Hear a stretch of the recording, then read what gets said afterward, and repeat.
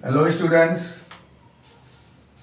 आज का chapter 1 chemistry 10th class science का क्वेश्चन है a solution of a substance x, ये एक्स है, x is use for white washing.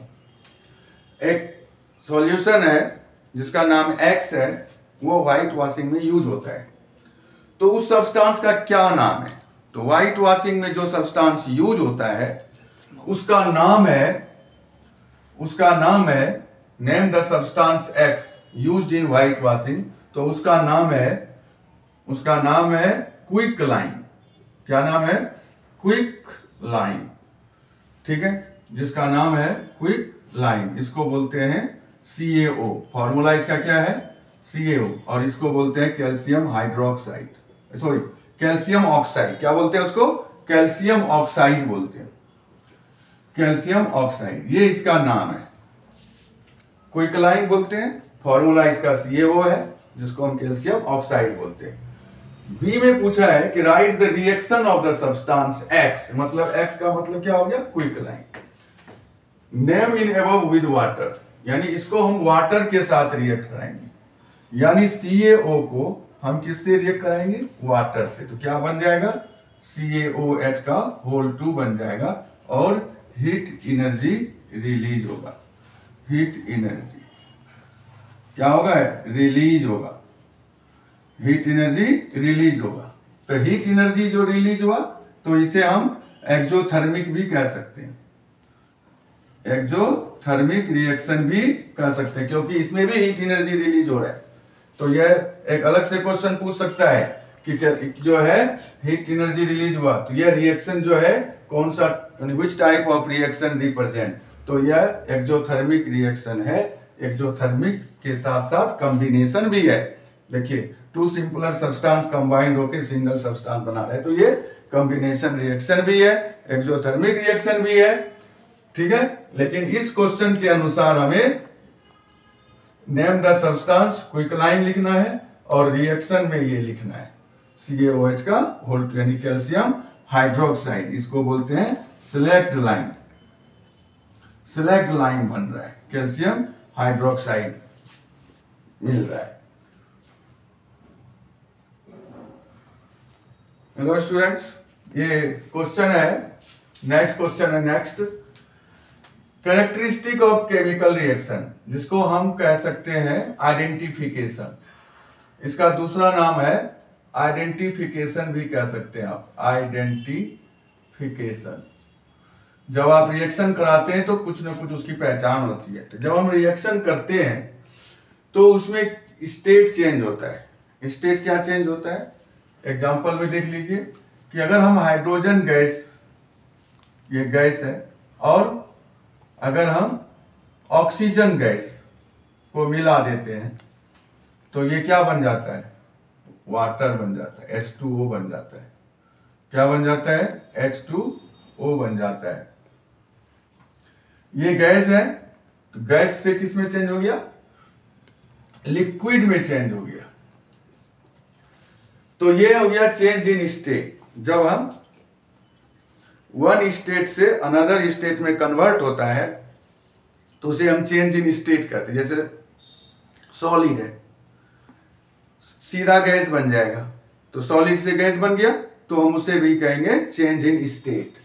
जैसे कैम्फर है, कैम्फर जो है सीधा गैस बन जाता है, डायरेक्टली गैस, यानी camphor convert directly into gas, तो वहां भी क्या हो गया? सॉलिड से गैस हो गया। तो इस तरह के जो चेंजेज है वह भी केमिकल रिएक्शन का आइडेंटिफाई करता है। उसी तरह है चेंज इन कलर। तो चेंज इन कलर में आयरन को अगर हम कॉपर सल्फेट से अगर हम रिएक्ट कराते हैं, आयरन को कॉपर सल्फेट के साथ रिएक्ट कराते हैं तो क्या बनता है? आयरन सल्फेट बनता है और कॉपर अलग हो जाता है।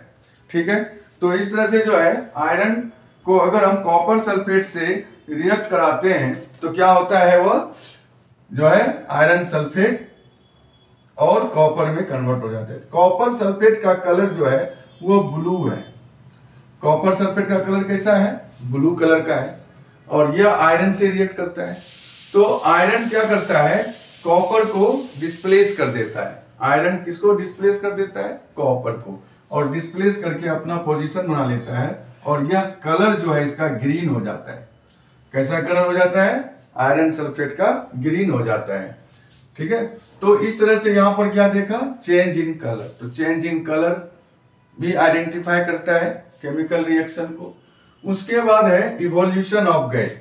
इवोल्यूशन ऑफ गैस में जब हम मेटल को एसिड से रिएक्ट कराएंगे, कोई भी मेटल है जैसे जिंक है, और उसको हमने HCl में डाल दिया, ठीक है, तो क्या बनाएगा? एक साल्ट बनेगा ZnCl2, और हाइड्रोजन गैस रिलीज होगा। क्या रिलीज होगा? गैस। तो और ये है क्या है? साल्ट है।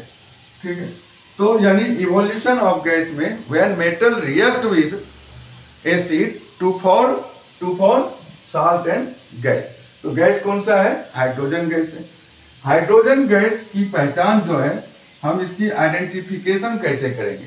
तो जब हम हाइड्रोजन गैस के जहाँ रिलीज होता है टेस्ट ट्यूब के पास, अगर हम जलती हुई कैंडल यानी बर्निंग कैंडल अगर लाते हैं या बर्निंग मैच स्टिक लेके आते हैं, तो वह पॉप साउंड के साथ जलता है। तो इसकी आइडेंटिफिकेशन जब करना होता है, अगर ये पॉप साउंड के साथ जलता है, बर्निंग विद पॉप साउंड, अगर ये बर्निंग पॉप साउंड के साथ होता है, तो हम इसे हाइड्रोजन गैस आइडेंटिफाई कर लेते हैं। तो इसकी पहचान क्या है कि बर्निंग ऑफ मैच स्टिक इनके टेस्ट ट्यूब के माउथ के पास ले जाते हैं, यानी तो वह जो है पॉप साउंड के साथ जलता है। अब है चेंज इन टेम्परेचर। तो चेंज इन टेम्परेचर में क्या होता है? तो चेंज इन टेम्परेचर में क्या होता है कि जब हम कैल्शियम ऑक्साइड को जब हम वाटर के साथ रिएक्ट कराते हैं, तो क्या बनता है? कैल्शियम हाइड्रोक्साइड बनता है, और हीट रिलीज होता है। जब आप हीट रिलीज होता है जब आप टेस्ट ट्यूब में जब आप वाटर में कैल्शियम ऑक्साइड को जब मिला देंगे इसके अंदर कैल्शियम ऑक्साइड को, तो क्या होगा कि जो है एनर्जी रिलीज होता है। जब इसको आप टच करेंगे, इस टेस्ट ट्यूब को जब आप टच करेंगे, तो यह आपको हॉट जो है लगेगा, तो इसका मतलब है कि हीट रिलीज हुआ है। तो यह आप घर में भी कर सकते हैं। कैल्शियम ऑक्साइड पाउडर मार्केट में मिल जाएगा, उसको किसी टम्बलर में पानी के साथ मिला देंगे और फिर टम्बलर को टच करेंगे, तो टम्बलर हॉट लगेगा, इसका मतलब है कि एनर्जी रिलीज हुआ है। तो इस तरह से आप energy release, that means change in temperature, और यह भी केमिकल रिएक्शन को आइडेंटिफाई करता है। उसके बाद है फॉर्मेशन ऑफ प्रिसिपिटेट। तो इस तरह से आपने देखा चेंज इन टेम्परेचर में जो है हीट रिलीज हुआ, तो इसको आपने क्या कहा कि जो है change in temperature. Formation of precipitate में भी जो है इसी तरह का जो है, आपने डबल डिस्प्लेसमेंट रिएक्शन पढ़ा होगा कि when change in ion in reactant, जब रिएक्टेंट में आयन चेंज होता है तो आप डबल डिस्प्लेसमेंट करते हैं, और वहां भी इनसॉल्युबल सब्सटेंस बनता है। तो डबल डिस्प्लेसमेंट रिएक्शन भी एक प्रिसिपिटेशन का एग्जाम्पल है। एग्जाम्पल के तौर पर हम अगर लेड नाइट्रेट को पोटेशियम आयोडाइड के साथ रिएक्ट कराते हैं, इसका नाम है lead nitrate react with potassium iodide. तो जब हम पोटेशियम आयोडाइड के साथ इसको मिलाते हैं, तो हमें लेड आयोडाइड मिलता है, जो येलो प्रिसिपिटेट देता है। तो ये येलो प्रिसिपिटेट देता है, इसलिए हम इसको प्रिसिपिटेशन रिएक्शन कहते हैं। और ये पोटेशियम नाइट्रेट, और एक मिलता है पोटेशियम नाइट्रेट, और ये क्या है?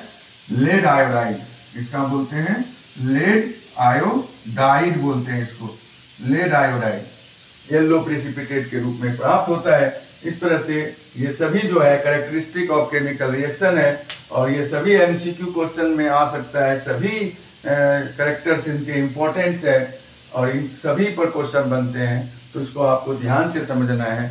अगला वीडियो आपको फिर अगली क्लास में मिलेंगे, तब तक के लिए आप जो है इसको सब्सक्राइब कर दीजिए, लाइक कर दीजिए, जिससे आपको वीडियो रेगुलर मिल सके। Thank you class.